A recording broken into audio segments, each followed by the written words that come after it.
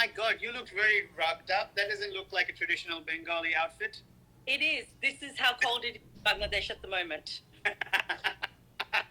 Thanks so much for joining this, and thanks for watching the episode as well. It was so exciting. It's so exciting seeing that kitchen again. Right. And know the nerves and the pressure. How was your first cook? How was it? Well, you saw, like, we had a lot of fun, and I'm so excited that the producers and everyone behind the scenes have managed to capture that excitement that we were having, right? That you can tell that it was a fun environment. But as you know, the closer you get towards that last 20 minutes or so, the jokes all stopped. Like, it became so hectic, and it's almost like you're running a marathon initially, and then the last bit, it's a sprint. And it was brutal. But sorry? Time disappears right at the end. It's and then the plating, right? You always forget that there was, like, because you still need time to plate it. Someone has just come in and said the curry king and queen.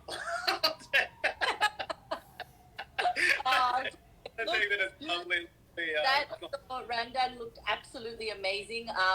Kudos to you. I think it was really brave using the pressure cooker in the very first cook in your, in Masterchef. It brought a lot of us down. Yeah. So kudos to you for making the pressure cooker work, doing such a good job, keeping everything, moist. And you know what? Watching Masterchef, it looked like you were all having a lot of fun. I think there was a lot less pressure than when we were there. I think you've all been on TV before and like just joking around, and it just looked like a lot of fun. Well, I suppose that for us, the expectations are lower. You know what I mean? So, we might maybe be able to get away with maybe like more mediocre stuff. So because we're not known for our cooking or whatever. So maybe that's why we were able to relax a bit more. Yeah, maybe, but the food looked amazing. A lot of the things, a lot of the techniques that everyone was using was some of the things that we were expected to know by the time we got into the MasterChef kitchen, like making your own pasta, and then you plated up 3 or 4 dishes in that amount of time. So it looks fantastic, and it's such a fun season to watch as well. Thank you so much. You mentioned the pressure cooker. Actually, in the lead up from the time I found out I was going to be doing the show, because the rendang is normally just in the oven for like 2 to 3 hours. And so obviously in the MasterChef, you don't get that time. So I bought a pressure cooker just to practice the rendang in the pressure cooker. But it actually didn't make the edit.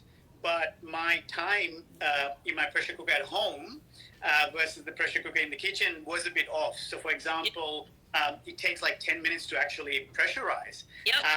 Whereas the one in the MasterChef took 15 minutes, I think. And then when undoing it as well, like I think I pulled it out early, which obviously didn't make the edit, but I was really scared whether it was not tender enough and so pressure cooker is not a friend in that kitchen. You can't put it back in, right? Yeah, you can't put it back in once it's done. Once you've let the pressure out, you have to sort of wait another 15 minutes for the pressure to build up again. So yeah, absolutely. So I think it was a really brave move, and it paid off. It was a big risk, but big gain. So where's now, or do we have to wait and watch? What do you mean? What do you want to wait and watch? Where's the pin now? What have you done? Right. Exactly. I can't